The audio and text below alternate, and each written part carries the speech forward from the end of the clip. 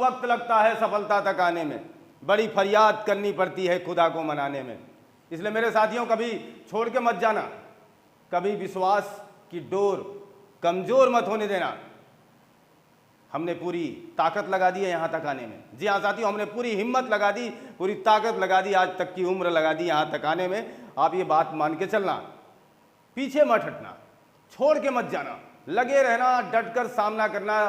किसी न किसी दिन हमारी जीत निश्चित है और बहुत ही जल्द हम उस मुकाम को हासिल करने वाले हैं। साथियों आइए, एक बहुत ही प्यारा सा कंटेंट आपका स्वागत करने के लिए तैयार है। बलबन का राजत्व सिद्धांत आज हम देखेंगे इस प्लेटफॉर्म पर। बहुत ही बेहतरीन होने वाला ये कंटेंट, आप मनोवेग से बस जुड़े, इस कहानी को अंदर तक महसूस करने का प्रयास करें। साथियों बहुत ही अलग तरीका हम हमेशा आपके लिए इतिहास में लाते हैं। आज गुलाम वंश के पार्ट में आप ऐसे ही सोच करके देखिए, ये एपिसोड नंबर 6 है जो आपको ये सारी बातें बयां करने के लिए काफ़ी है कि हम आपसे किस तरीके से जुड़े हुए हैं और किस तरीके से हम आपको कंटेंट प्रोवाइड करने का सफल प्रयास किया करते हैं। आइए साथियों, इसी कड़ी को आगे बढ़ाते हुए आज बलबन के राजत्व सिद्धांत पर अपना दृष्टिकोण साझा करते हैं, जो हमारे एग्जाम के दृष्टिकोण से मोस्ट इंपॉर्टेंट होने वाले हैं, बहुत ही महत्वपूर्ण है हमारे एग्जाम के दृष्टिकोण से। साथियों फिलहाल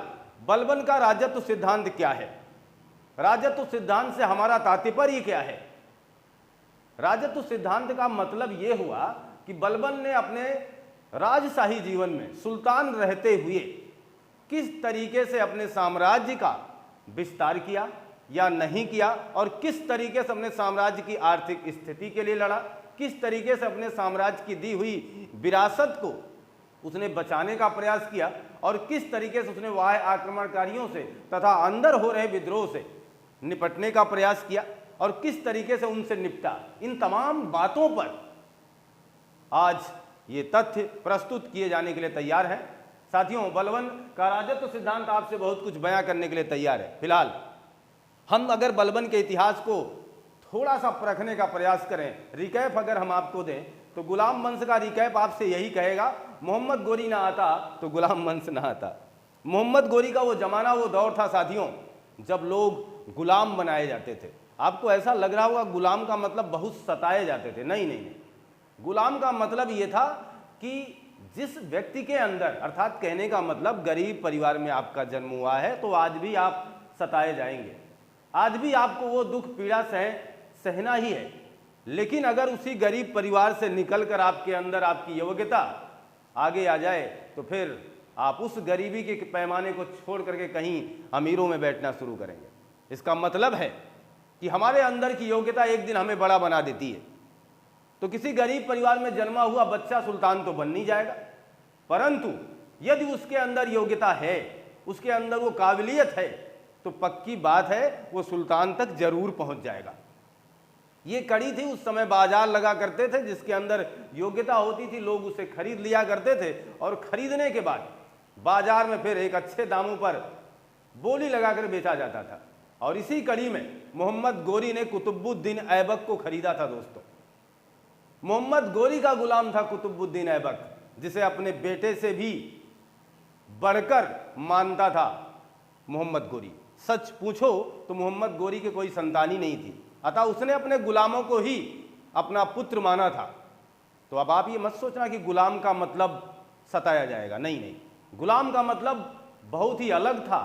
उस समय गुलाम का तात्पर्य यह था कि मैंने आपको खरीदा है, अब आप हमसे दूर नहीं जा सकते, साफ बात है, मैंने आपकी मोटी रकम चुकाई है। तो इस कड़ी में ऐबक था। मोहम्मद गोरी के जाने के बाद हमारे दिल्ली सल्तनत का राजा बनता है, सुल्तान बनता है 1206 ईस्वी में कुतुबुद्दीन ऐबक। पोलो खेलते हुए मारा जाता है, गिर जाता है, मारा क्या जाता है मान के चलना, गिरता है, मर जाता है, और इसके ठीक बाद आराम सा गद्दी पर बैठता है, लेकिन बहुत अच्छा सिंहासन चला नहीं पाता, यानी राजकाज बेहतर ढंग से संचालित नहीं कर पाता।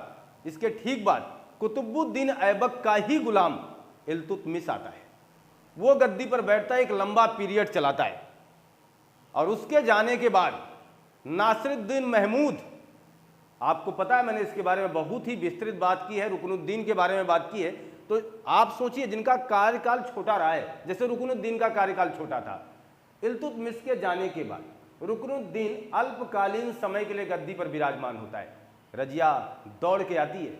इल्तुतमिश ने अंतिम सांस लेते समय रजिया को सुल्ताना घोषित किया था। रजिया दौड़ते हुई आती है, ग्वालियर से चल करके आती है और फिर दिल्ली पर अपना कब्जा जमाती है और अब पहली महिला सुल्तान के रूप में हमारे सामने आती, इतिहास गवाह है। तो रुकनुद्दीन के बाद रजिया बैठ गई। रजिया को गुंडों में फंसवा करके मरवा देता है बहराम शाह। रजिया की भी कहानी हमने आपको दी है। बहराम शाह के बाद अलाउद्दीन महमूद बैठता है। अलाउद्दीन महमूद के बाद इतिहास का सबसे प्रिय शासक, सज्जन शासक, जिसने राजकाट से बिल्कुल भी पैसा नहीं लिया, जब तक जिया है उसने टोपी सिया है और आयत कुरान की आयतों को लिख करके मार्केट में बेचने का काम किया है और उससे होने वाली आमदनी से दोस्तों अपने घर का तथा अपना खर्चा चलाया है। ऐसे भी सुल्तान हुआ करते थे। नासिरुद्दीन महमूद, और नासिरुद्दीन महमूद के बाद इल्तुतमिश का ही गुलाम बलबन है। देखना, ऐबक का गुलाम इल्तुतमिश, इल्तुतमिश का गुलाम बलबन, ऐबक भी कभी गुलाम मोहम्मद गोरी का। इसलिए इस वंश को गुलाम वंश के नाम से नवाजा जाता है साथियों।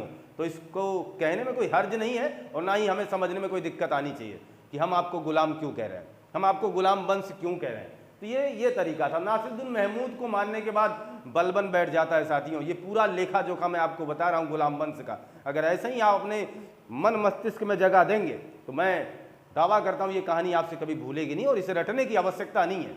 और अब नासिरुद्दीन महमूद को मार करके बलबन सिंहासन हथियाता है और सुल्तान बनता है बलबन। और बलबन के बाद कैकुबाद आएगा और कैकुबाद के बाद एक अंतिम शासक इस गुलाम वंश का होगा, कैयूमर्स। जी हाँ साथियों, यहीं आपके गुलाम वंश की समाप्ति हो जाएगी। फिलहाल इस गुलाम वंश का अंतिम वह शासक है जिसके बारे में हमें विस्तृत चर्चा लेने की आवश्यकता है, जिसके बारे में हमें बहुत कुछ जानने की आवश्यकता है। कैकुबाद और कैयूमर्स से बस इतना सा मतलब लगा लो कि कैयूमर्स अंतिम था और कैकुबाद बलबन के बाद वाला था। पहला ऐबक था और इसी गुलाम वंश को 3 महत्वपूर्ण पार्टों में बांट करके हमने विभाजित करके आपको दिया भी था। ऐबक से लेकर आराम शाह तक कुतबी वंश कहलाता है। इल्तुतमिश से लेकर के नासिरुद्दीन महमूद तक शमसी वंश कहलाता है और बलबन से लेकर के आगे तक ये बलबनी वंश के नाम से जाना जाता है साथी। फिलहाल तो बलबन के बारे में भी बहुत कुछ लेखा जोखा हम आपको दे चुके हैं। ये हमने आपको रिकैप देने का प्रयास किया दोस्तों। रिकैप का मतलब हमने कहानी को फिर से आपके सामने जीवंत करने का प्रयास किया और शायद ये जीवंत हो भी चुकी है। तो अब बलबन के राजत्व सिद्धांत पर पूरा फोकस करते हैं। देखना जरा, बलबन क्या? बलबन वही बलबन जिसके बचपन का नाम यानी मूल नाम बहाउद्दीन था। ये सारे प्रश्न एग्जामिनर हूबहू यूं ही पूछा करते हैं, तो कहानी को दिलचस्पी से लीजिए दोस्तों। वही बलबन है जिसका मूल नाम बहाउद्दीन, वास्तविक नाम कह सकते हैं बहाउद्दीन, लेकिन गयासुद्दीन बलबन। मूल नाम, बचपन का नाम बहाउद्दीन, लेकिन वास्तविक नाम गयासुद्दीन बलबन। दिल्ली का सुल्तान 1266 ईस्वी से 1266 ईस्वी से लेकर के 1287 ईस्वी तक दिल्ली का सुल्तान बन करके अपना लोहा मनवाने वाला शासक जिसका नाम था बलबन। जी हाँ साथियों, बलबन ने अपने जीवन का बहुत कुछ समय इसी गुलाम वंश को दे दिया है। गुलाम 1232 ईस्वी में ही इसे इल्तुतमिश ने खरीदा था दोस्तों। सोचना, 1232 में खरीद करके लाता है और एक दिन इसके भाग्य का सितारा उदय होता है और 1266 ईस्वी में, सोचना कितना लंबा कार्यकाल है। इतने लंबे समय तक इसी परिवार के साथ रहा है, इसी परिवार के साथ रहा है और तमाम प्रकार की उपलब्धियों से नवाजा भी गया है, तमाम प्रकार की उपाधियां इसे दी गई है, सम्मान दिया गया है, अनेक अनेक पदों पर रहा है बलबन। जी हाँ साथियों, तो बलबन की बात अगर हम करें तो एक छोटा लेखा जोखा हम आपको प्रस्तुत करके दे रहे हैं दोस्तों। आप जरा उस पर गौर फरमाइएगा। मैंने बात की कि 1266 से लेकर के 1287 तक ये अपने राज सिंहासन का दौर होगा इसका, और वाकई में ये 1232 ईस्वी में इल्तुतमिश इसे गुलाम बनाता है। इल्तुतमिश ने इसे कब गुलाम बनाया दोस्तों? इल्तुतमिश इसे गुलाम बनाता है यानी गुलाम के रूप में एक बाजार से खरीदता है, जहां ये बेचा गया तो वहां से ये खरीदा। 1232 ईस्वी में इल्तुतमिश इसे खरीद लेता है। इस पर हमने बात की है, फिर से मैं पूरा रिकैप देने का प्रयास करूंगा तो फिर इस एपिसोड का मतलब ही क्या रह जाएगा दोस्तों। इसलिए पीछे जाकर के देखें, इसको जिसने बेचा है, जहां बेचा है, उन तमाम बातों पर हमने अपनी टिप्पणी रखी है। तो 1232 ईस्वी में इल्तुतमिश का गुलाम 1233 ईस्वी में इल्तुतमिश द्वारा बनाए गए चहलगानी संगठन में शामिल किया जाता है। चहलगानी संगठन में शामिल किया जाता है साथियों। चहलगानी संगठन का मतलब था 40 लोगों का एक संगठन था ये। उसमें 40 अमीर तुर्क हुआ करते थे जिनका बहुत बड़ा दायित्व था उस समय इल्तुतमिश के ज़माने में, उनके कार्य का, उनके दिए गए जिम्मेदारी का, तथा उनका एक मान के चलना इक्ता व्यवस्था हमने आपको बताई थी। इक्ता व्यवस्था का मतलब उनका पूरा लेखा जोखा, पूरे समाज से जो कर वसूला जाएगा अलग अलग क्षेत्रों में, तो इसी चहलगानी संगठन की ये जिम्मेवारी हुआ करती थी। इसमें शामिल कर दिया गया कौन? बलबन। देखना ये इसका इतिहास है। और जब ये चहलगानी संगठन में शामिल होता है तो इल्तुतमिश इसे खासदार का पद देता है। खासदार का पद देता है। देखिए खासदार का पद किसने दे दिया इसे? इल्तुतमिश ने दे दिया खासदार का। और देखिए रजिया इसे आमीर ये शिकार का पद देगी। आमीर ये शिकार। और फिर आगे चल कर के इसे आमीर ये आखूर का भी पद देती है। आमीर ये आखूर का भी पद देती है, यानी अश्वशाला का प्रधान बनाती है, जिसे बाद में चल कर के इतिहास में बताए गए उसके प्रेमी याकूत के ये रजिया दे देती है फिर से ये पद। आमीर याकूर यानी अश्वशाला का प्रधान बनाती, बाद में अपने प्रेमी याकूत को भी बनाती है। ऐसा माना जाता है, प्रेमी था कि नहीं था मैं इस बात पर टिप्पणी नहीं करूंगा, लेकिन ऐसा कहीं कहीं लिखा गया है कि शायद में भी रजिया प्यार करती थी याकूत से, हो सकता है याकूत उसका एक गुलामी था। आमीर ये आखूर, आमीर ये शिकार, ये रजिया ने दे दिया। और बहराम शाह ने भी कभी पूछा जाए तो ऐसे प्रश्नों के जवाब देने के लिए तैयार रहिए दोस्तों। बहराम शाह यानी रजिया के बाद का जो शासक था बहराम शाह भी इसे आमीर ये आखूर के पद पर नवाजा है। किसे? बलबन को। तो बलबन को देख रहे हो ना, इल्तुतमिश से चल रहा है, कहाँ तक चल रहा है ये पूरा इसके परिवार में ये बना हुआ है, पूरे परिवार में ये जुड़ा हुआ है। तो ये बात रही, देखना। और आगे चल करके अगर देखो अलाउद्दीन की बात कर लें हम, अलाउद्दीन महमूद की। अलाउद्दीन महमूद जो शासक होगा, और उस अलाउद्दीन महमूद ने बलबन को क्या कहा है? आमीर ये हाजिब। आमीर ये हाजिब यानी जो इसके पास आएगा ना दोस्तों, वो पहले बलबन से इजाज़त लेगा। यानी दिल्ली के सुल्तान के पास पहुंचने के लिए सबसे पहले बलबन की परमिशन लेनी पड़ेगी। अर्थात बलबन एक अंगरक्षक की भूमिका में है, पहरेदार की भूमिका में है। और उस समय वो बड़ा पद हुआ करता था। अरे भाई जो राजा के पास है तो वो बड़ा पद है, सोचना जरा। आगे देखिए, इसके बाद अगर हम बात करें इस राजा की, मैं तो इसका फैन हो गया साथियों, नासिरुद्दीन महमूद की। नासिरुद्दीन महमूद ये दोस्तों ऐसा शासक है जो अपने कार्यकाल में कभी भी अपने राजस्व का पैसा अपने ऊपर नहीं उड़ाया है। टोपी सिलता था, बताओ ये ऐसा सुल्तान था। सुल्तान होते हुए टोपी सिल रहा है, तथा हैंड राइटिंग बहुत ही प्यारी थी, तो कुरान की आयतें लिख करके मार्केट में बेच रहा है। अद्भुत ना? ऐसा सोचो जरा, सोच करके कल्पना भी कर लो तो कितना अजीब सा महसूस होता है दोस्तों। तो नासिरुद्दीन महमूद बलबन को नायाब कहता है, नायाब की उपाधि देता है, उल्गू खां की उपाधि देता है। ये तमाम चीज़ें थी। बाद में इसी 40 जो ये चहलगानी संगठन है आपस में विद्रोह ये करते हैं, इनके अंदर थोड़ा सा छल कपट आ ही जाता है, और ये किसी तरीके से बलबन को वहाँ से निकलवा देते हैं।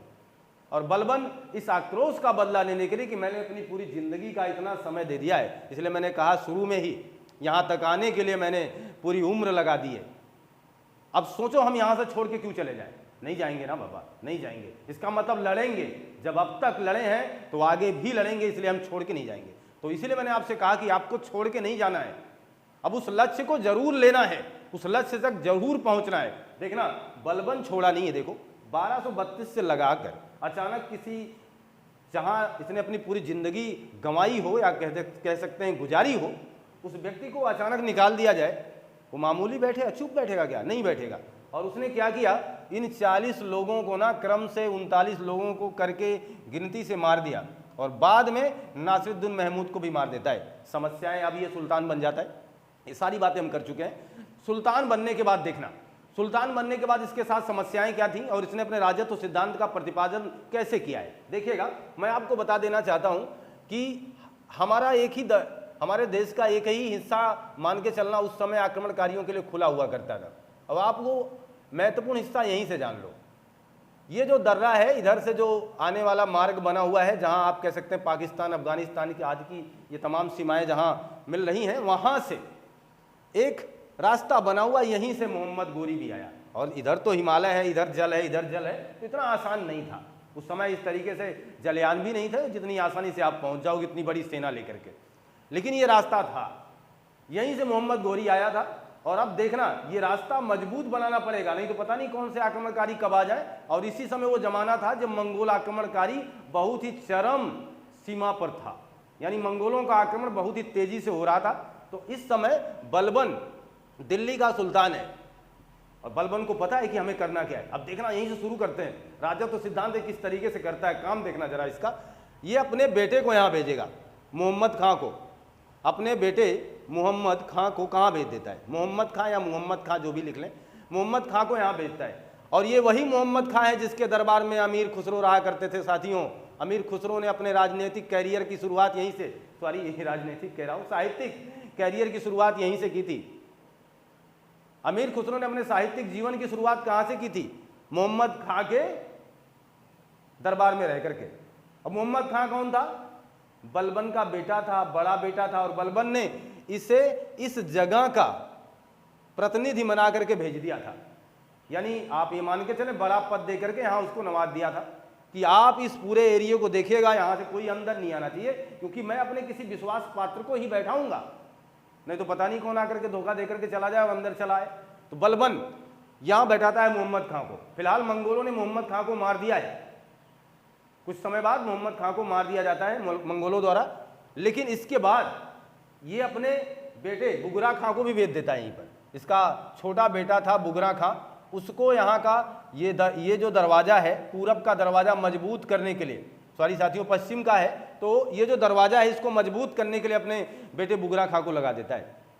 हमारी बातों को आप समझ रहे हैं, यानी तात्पर्य हमारा है कि भारत का यह जो हिस्सा है, यानी ऊपर का जो भारत का ये जो हिस्सा है, यानी इस हिस्से से, यहाँ से आप मान के चल सकते हैं, इस हिस्से से लोगों का आवागमन आसानी से हुआ करता था, यहीं से आक्रमणकारी आया करते थे। तो सबसे पहले इसने क्या किया कि बाह्य आक्रमणकारी यानी मंगोल हम पर आक्रमण ना कर पाए, इसके लिए अपने बेटे को वहां नियुक्त करता है, मोहम्मद खां को, जिसके दरबार में अमीर खुसरो ने अपने साहित्यिक कैरियर की शुरुआत की थी। ये हमने आपसे बात बता दी, ये प्रश्न आपसे पूछे जाते हैं। इसके बाद मंगोलों ने मोहम्मद खां को मार दिया, तो अचानक इसकी जब मौत होती है तो ये डगमगाता थोड़ो है बलबन। बलबन अपने दूसरे बेटे को नियुक्त कर देता है, बुगरा खां को, कि जा बेटा, वो गया तो गया, तू जा इस जिम्मेदारी को निभाएगा।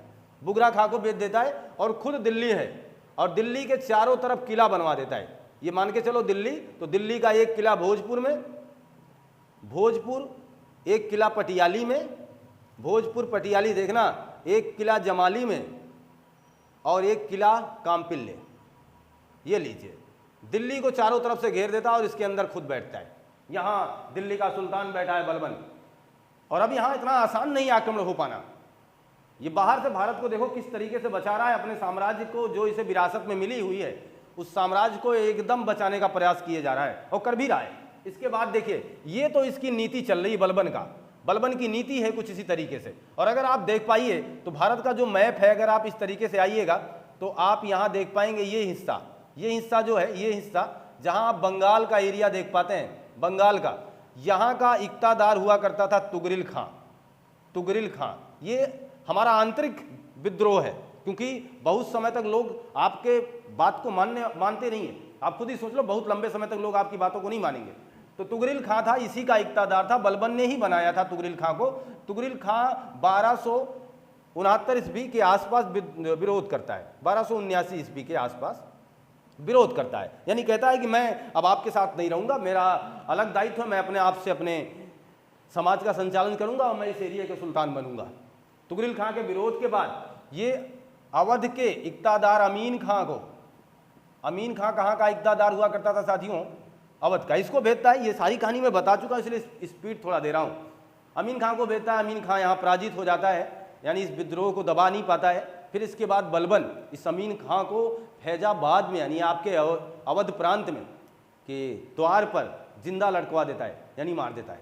मतलब बलबन का जो दंड देने का प्रावधान था ना, बहुत ही कठिन था।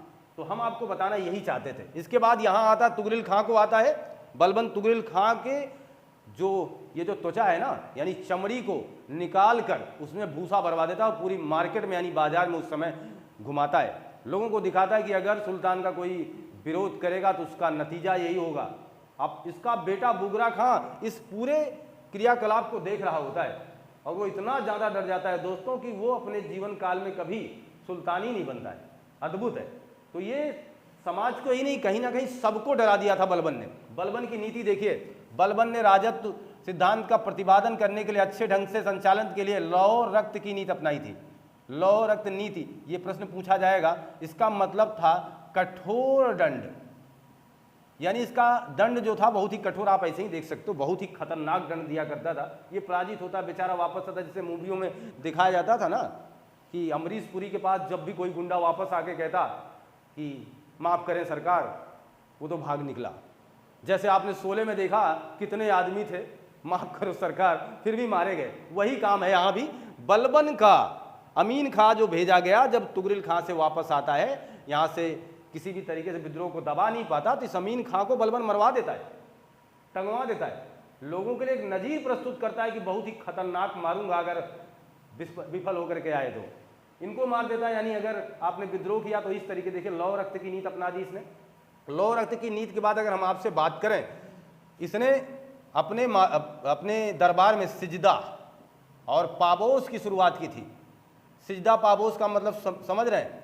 सिजदा करेंगे, पाबोस करेंगे। सिजदा का मतलब हुआ कि घुटने के बल बैठ जाएंगे, सुल्तान के सामने आओगे ना तो घुटने के बल बैठ जाओगे। और पाबोस का मतलब हुआ अपने इन्हीं होठों से सुल्तान का जूता चूमोगे। कितनी कठिन व्यवस्था बनाई। इसने कहा ये मत सोचना कि सुल्तान कोई मामूली चीज़ है। देखना इसने क्या कहा है साथियों, देखना मैं उस बात पर थोड़ा सा जिक्र कर देता हूँ। नियामत ये खुदाई, नियामत ये खुदाई। नियामत ये खुदाई का मतलब होता है ईश्वर का प्रतिनिधि, ईश्वर का प्रतिनिधि। और जिल्ले इलाही, जिल्ले इलाही, जिल्ले इलाही का मतलब होता है ईश्वर की प्रतिछाया। देखो ये कह रहा है कि हम कोई मामूली चीज़ नहीं है, हम कोई मामूली सुल्तान नहीं है। सुल्तान का मतलब एक गरिमा वाला पद है। यहाँ आओ तो सिजदा करो, यहाँ आओ तो पाबोस करो। और एक बात याद रखना, हम नियामत ये खुदाई है, यानी बलबन खुद को ये साबित करता है, बताता है कि हम नियामत ये खुदाई हैं, यानी हम ईश्वर के भेजे हुए प्रतिनिधि हैं, हम जिल्ले इलाही हैं, ईश्वर की प्रतिछाया हैं, हमसे डरिए आप। बलबन इस तरीके का माहौल बनाता है। कहा जाता है कि बलबन जब दरबार में आता था ना साथियों, तो इसके जो अंगरक्षक हुआ करते थे, इसके साथ जो चलने वाले लोग हुआ करते थे, यानी ये अपने आप को असामान्य बताता था कि मैं कोई सामान्य मानव नहीं हूँ, असामान्य हूँ। जैसे आज भी देख लीजिए, कोई भी विधायक मंत्री जब आपके घर वोट मांगने आता है तो उस समय कितना नॉर्मल होता है वो, ऐसा लगता है कि इससे सज्जन व्यक्ति कोई नहीं होगा। और जब वो मंत्री बनकर के आपके सामने से गुजरता है ना, फिर वो असामान्य नहीं रह जाता, असामान्य हो जाता है, क्योंकि अब उसे भी ये रुतबा दिखाना है कि हम जिस पद पर है ना, हमें आपको बताना है। आप सोचिए कि कम से कम 10 से 20 गाड़ियां, तमाम लौ लश्कर, कितने लोग चलते हैं और हम लोग तो ऐसे ही देखते रह जाते रहे। अजीब है ना। कभी इनको सामने से देखा था और अब है कि मानता ही नहीं, अब है कि रुकते ही नहीं है, चले जाएंगे। वाकई ना, तो यही मामला था। तो ईश्वर की प्रतिनिधि, नियामत ये खुदाई बताता है, जिल्ले इलाही कहता है खुद को, कहता मैं ये सब हूँ। और माना जाता जब ये दरबार में जाता था तो खुद को असामान्य रूप से प्रेषित करता था। और इसके साथ चलने वाले लोग नंगी तलवारें लेकर चलते थे। सोचो, तलवार ढके नहीं हुआ करते थे, नंगी तलवारें। और दरबार में किसी को इजाज़त नहीं थी मुस्कुराने की, दरबार में किसी को इजाज़त नहीं थी गम दिखाने की। अजीब बात है, ना आप मुस्कुरा सकते हैं ना आप रो सकते हैं। इसका मतलब है आप एक ऐसे ही नॉर्मल बैठे रहिए। ये दरबार में वो बलबन ने किया था। बलबन पूरी तरीके से दबाव बना दिया था प्रजा पर और अपने आसपास ये माहौल बनाया था कि डर का माहौल होना चाहिए। सुल्तान सुल्तान होता है, ये बात इसने जाहिर कर दी और साबित भी किया था कि सुल्तान का मतलब क्या होता है। तो देखिए, इसने नियामत ये खुदाई, ईश्वर का पन्नी, ये सारी बातें। और देखिए और क्या कहा था, अफरासियाब। अफरासियाब का नाम सुना होगा आप लोगों ने। अफरासियाब अफरासियाब का वंशज बताता है। अफरासियाब कौन था? ईरान का बहुत ही प्रतापी सम्राट था, ईरान का प्रतापी सम्राट। अफरासियाब का खुद को क्या बताता है? उनका वंशज बताता है कि कहता है कि हमें मामूली ना समझे। देखिए इन तमाम बातों को इसलिए ये कर रहा है, क्यों कर रहा है सोचो? ऐसा इसलिए कर रहा है जिससे ये जो प्रजा है ना, यहाँ की जो शासन व्यवस्था है थोड़ी कठोर हो सके, लोग डरें हमारे दंडों से, और ये लगे लोगों को कि हाँ कोई सुल्तान है, हमारे आने पर माहौल बदल जाए, हमारे आने पर थोड़ी गर्मी बढ़ जाए। ऐसा ये चाहता था और ऐसा किया भी इसने। देखिए तो इन तमाम बातों से मैंने जहाँ आपको जोड़े रखा, तमाम चीज़ें मैंने आपसे कहा, आप देखिएगा इसने अपने दरबार में और क्या किया था। इसने नृत्य पर रोक लगा दी, नृत्य पर और शराब पर, नृत्य शराब संगीत ये सब बैन था साथियों। सोचिए, नृत्य बैन कर दिया, शराब बैन कर दिया, संगीत बंद कर दिया, सिजदा पाबोस लगा दिया, ये तमाम चीज़ें इसकी थी। इसका तात्पर्य था कि मेरा दंड कठोर होगा, मेरा जो प्रावधान होगा वो बहुत ही जटिल होगा, इसमें कोई दो राय नहीं है। आप इतनी आसानी से किसी कार्य का निरूपण नहीं कर पाएंगे, आप ऐसे ही सोच लीजिए। तो तमाम पदों से तो नवाजा गया ही है, उल्गू खा आदि तमाम प्रकार की उपाधियां इसने ली हैं, लेकिन ये खुद को भी उपाधि देता है, खुद को नियामत ये खुदाई कहता है, खुद को जिल्ले ये इलाही कहता है, और खुद को अफरासियाब का वंशज बताता है। ये स्वयं ये करता है, इसको किसी ने किया नहीं है। और ये देखिए, ये नृत्य शराब संगीत आदि तमाम चीज़ों पर रोक लगा देता है। इसी के दरबार में हुआ करता था वर्णी, वर्णी का नाम सुना होगा आपने। इसी के दरबार में रहा करता था कौन? वर्णी। वर्णी इसका दरबारी था। वर्णी दरबारी कवि कह सकते हैं, दरबारी कवि था वर्णी। और वर्णी ने इसे जनता का पिता, जनता का पिता और जनता का सेवक कहा है। जनता का पिता और जनता का सेवक, जनता का नायक कहा है, जनता का नायक कहा है। ये बात किसने बोली है? वर्णी ने। वर्णी इसके दरबार में रहा करता था, जिसने इसे जनता का नायक, जनता का सेवक, जनता का पिता भी कहा है। ये वर्णी ने बोला है। इसका तात्पर्य है कि आपको बढ़ा चढ़ा के बोलना पड़ेगा और आपको ये बात कहना पड़ेगा। और सच में अगर देखा जाए तो बलबन ने वाकई में ऐसा काम किया है दोस्तों। बलबन के समय भारत की सुई की नोक के बराबर भी भूमि इधर उधर नहीं गई है, और बलबन ने सुई के नोक के बराबर भूमि जोड़ी भी नहीं है। इसे जो नासिरुद्दीन महमूद से जो विरासत में मिली थी दोस्तों, यानी गुलाम वंश से जो इसे विरासत में मिली थी, उसी को इसने सजोए रखा, जाने नहीं दिया। तो ये गुण था इसके अंदर। तो बलबन का राजत्व सिद्धांत के बारे में मैंने आपको बताने का प्रयास किया। इन तमाम बातों से आपको जोड़े रखा कि किस तरीके से इसने कहा मोहम्मद खां कौन था, बुगरा खां कौन था। बुगरा खां और ये तुगरिल खां की कहानी अमीन खां को भेजता है। तुगरिल खां जो कि बंगाल का इक्तादार हुआ करता था। ये सारी कहानियाँ मैंने इसके पहले वाले एपिसोड में भी दिया है, और मैं चाहूँगा आपसे कि ये 6 पार्ट आप क्रमबद्ध तरीके से देखें। ऐसा करने से आपका फिर गुलाम वंश से डाउट ही हट जाएगा, गुलाम वंश से आपकी पूरी क्लियरिटी मिलेगी और गुलाम वंश अच्छे ढंग से आप तैयार कर पाएंगे। मेरे कहने का तात्पर्य है, इस बलबन के राजत्व सिद्धांत को केवल इतने में मत लीजिएगा। यहाँ मान के चलना हमने पूरे एपिसोडों का एक हल्का फुल्का रिवाइज करके दिया है आपको।